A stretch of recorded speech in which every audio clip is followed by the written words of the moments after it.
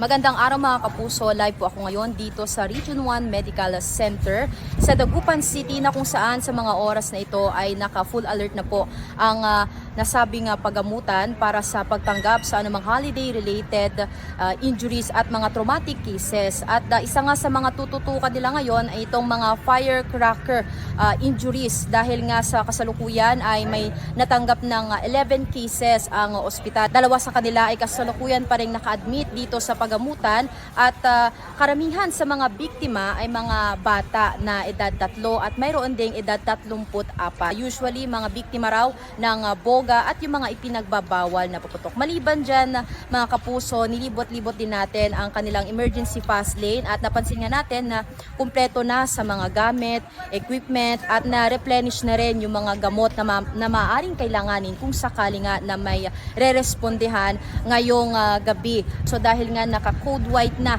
ang mga health authorities natin ngayon, nakahanda na rin dito sa R1MC ang kanilang emergency room na may 30 to 35 bed capacities. Gayon din ang emergency room sa may R1MC Annex na kung saan mayroon din itong 10 to 15 bed capacities. Maging ang kanilang mga emergency vehicles, mga kapuso, ay naka-ready na rin kung sakali man na may mga mangailangan ng assistance at anumang oras din na pagresponde. Yan muna ang mga latest mula rito sa Dagupan City. Ako po si Sandy Salvacio ng GMA Regional TV at GMA Integrated News.